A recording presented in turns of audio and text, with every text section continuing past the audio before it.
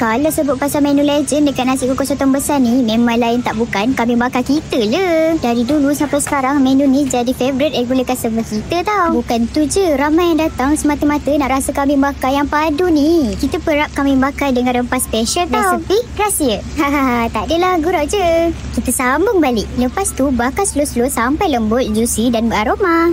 Sekali bau memang menggoda teruk weh. Kalau korang tak percaya, korang kena rasa sendiri. Bukan tu je, semua peringkat umur memang suka kambing bakar kita. Kalau korang nak tahu, hari tu ada seorang budak ni, mak ayah dia order kambing bakar. Tiba-tiba dia cakap, "Akak, saya nak kambing bakar jugalah. Kambing bakar sini sedap."